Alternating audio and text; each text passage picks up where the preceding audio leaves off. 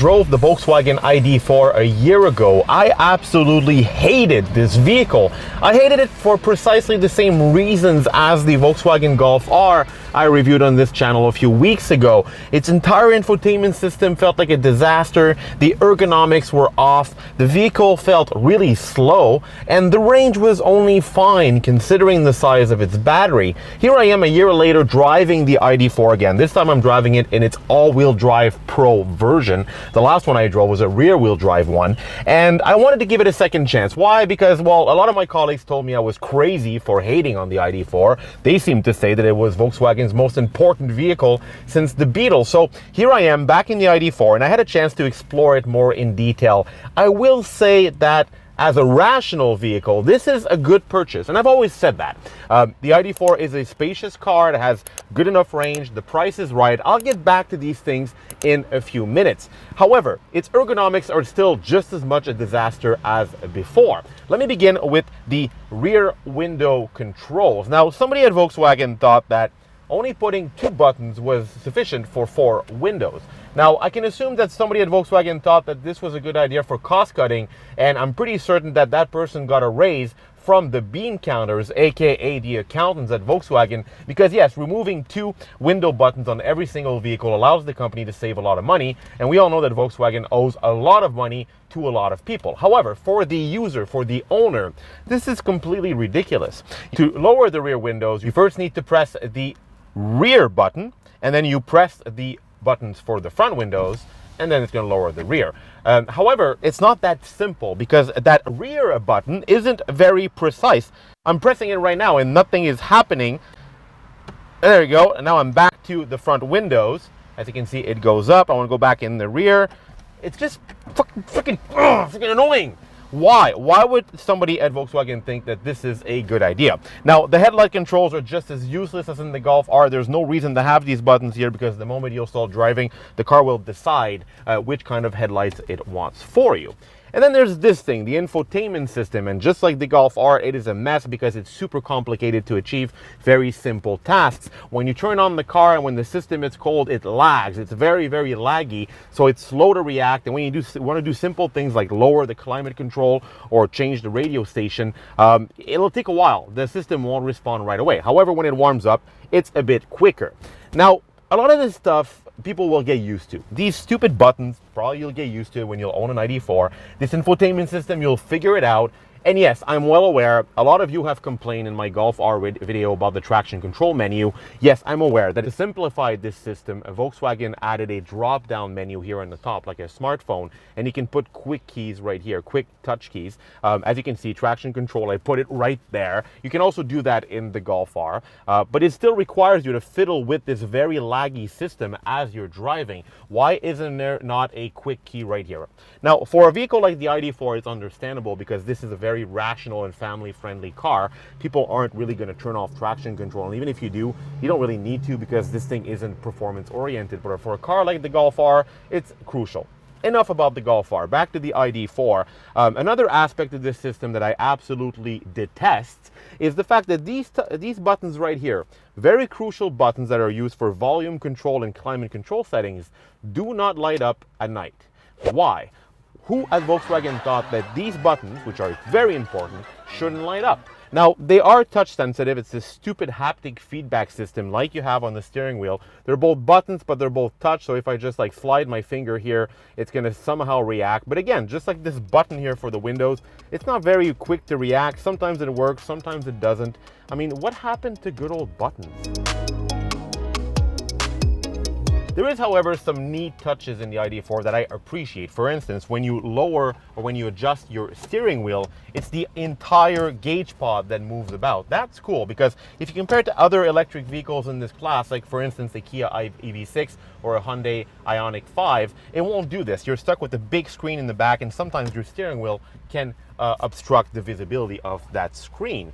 Now, in the system itself, Volkswagen also integrated a neat vehicle menu. Now, as complicated complicated as it is for certain things, it's quite easy to comprehend for others. I have access to a full charging menu that tells me how quickly my vehicle is charging, how much time I have left. I can program my charge sequence ahead of time. I can preheat the cabin because, yes, this thing is fitted with a heat pump, which means that in winter, before you head out from your smartphone, you can preheat the cabin, and this is going to give you more range in very harsh conditions. Now, this ID.4 is capable of receiving up to 135 kilowatts of charging speed on a fast charger. Now, that's quick, but compared to what's on the market right now, again, Ioniq 5, EV6, they're all up at 350 kilowatt. The Teslas are all at 200 kilowatt and more. So from a charging standpoint, the ID.4 is good without being great. So another reason why I didn't like the ID.4 when I had driven it last year is that I found that it doesn't feel like a Volkswagen product. If you're a fan of the VW group, you're going to be a bit disappointed with this vehicle in the sense that it doesn't really punch above its weight. We were used to Volkswagens being over-engineered. I mean, if like me, you were growing up during the 1990s, you probably remember things from Volkswagen like the VR6 engine, the W12. Volkswagens often felt like premium vehicles. I mean, you paid them the price of a mainstream brand, but you felt like you were getting a little Audi inside. You're not getting much of this with the ID.4. Yes, this is a comfortable car. Build quality is quite impeccable. The materials are great, but I mean, from where I'm sitting, it's no different than what you'll get from, for instance, a Kia EV6 or a Hyundai Ioniq 5. There's also the way this thing drives. Now, this is the dual motor Pro S model. This is supposed to be the most powerful and the most potent ID.4 currently on sale. It pumps out, according to Volkswagen, 295 horsepower and 325 foot-pounds of torque. When you gun it, I don't feel the 300 horsepower. I mean, it's quick, it's got spirited acceleration because, yes, it's instant because it's electric.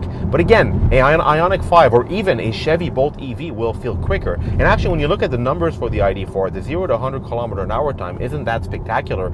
In this form, it'll do it in about 6.4 seconds. So these are not impressive numbers. You feel that with the ID.4, Volkswagen just wanted to make a very rational vehicle, and with reason, because after Dieselgate and all the money it's invested in electrification, the whole company right now is doing a 180-degree shift. So it has to sell products, they have to be profitable. And to sell a vehicle, well, it has to appeal to a lot of people. This is why this thing is an SUV. This is why it has massive cargo space. I mean, this is the second most practical SUV in its class after the Tesla Model Y. You're getting more than 1,800 liters of total cargo space when the rear seats are folded flat.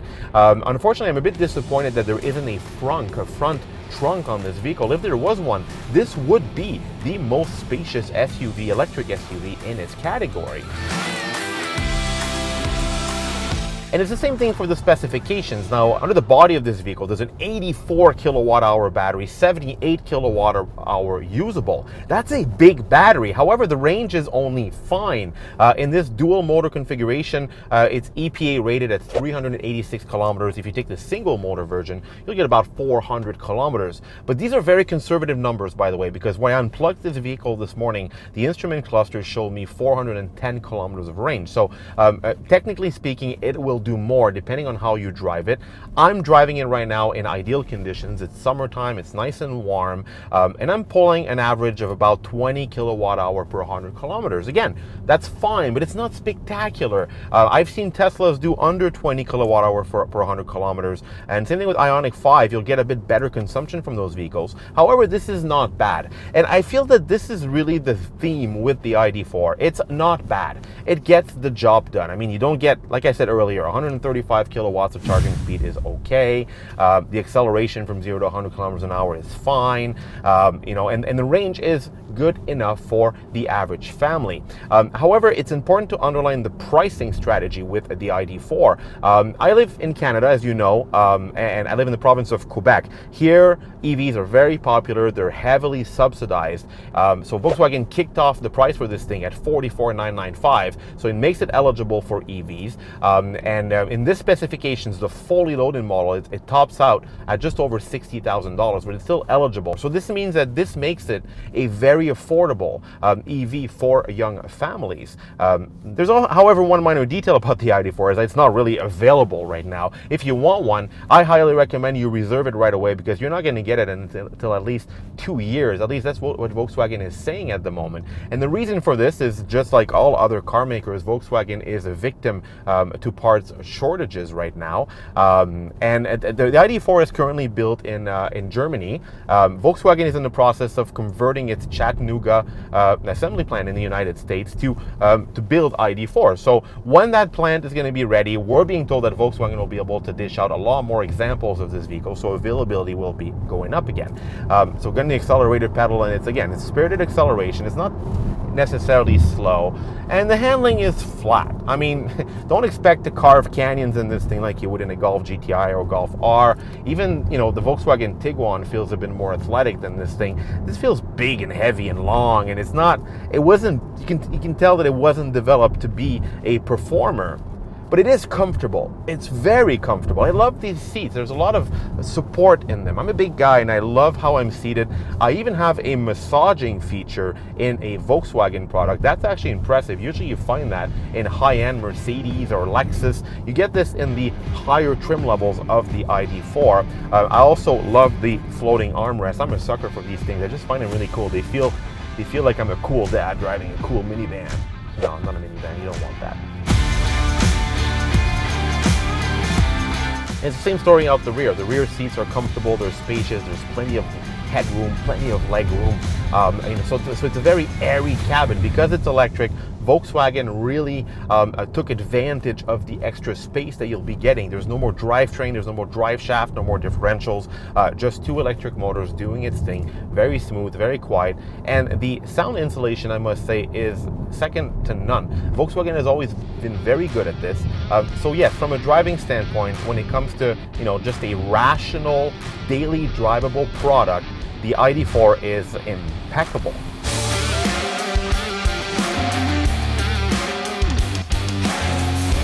Okay, so now it's just lane keep assist is always intrusive. It's bringing me back in the lane.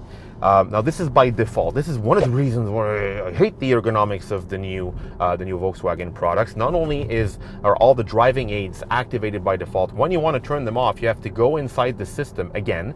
Yes, there is a quick assist menu, and then you have this just ridiculous drawing of cars doing things. So to turn it off, I have to tap on a lane as I'm driving and bouncing around. I got to be super precise because this is very thin and narrow. There you go, I got it. And then you turn off lane keep assist. There you go, it's off. But when I return on the car, I have to repeat the process. That's kind of annoying. Some people don't mind these things. Some people don't mind lane keep assist and adaptive cruise control. I personally like to turn them off. A lot of vehicles right now on the market have an off feature. Again, the South Koreans do it. The Ford Mustang Mach-E allows you to turn all of this stuff off. You can't really turn it off completely in the ID.4. For instance, adaptive cruise control is always on. You can't just have regular cruise control, and that's just annoying. It's just annoying. And like I was saying in my Golf R review, it feels like at Volkswagen there's really 2 departments right now. There's the engineering part that they seem to know how to make a car drive well and perform adequately, and then you have the software department, which seems to have been developed by people who have never driven a car in their life.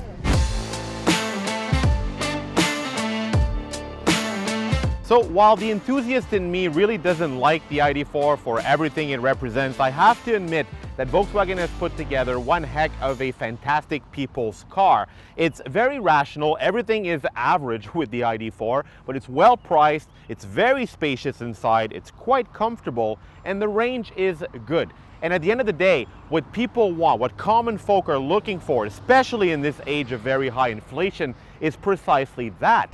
Now, if you're interested in this vehicle, I highly recommend you reserve one today because the waiting list is very long. You'll have to wait 1 or even 2 years before you have it. I'm not even sure Volkswagen even takes current reservations for the ID.4 because demand is so high and supply is very low. However, when you will have this vehicle, I'm pretty sure you're going to like it.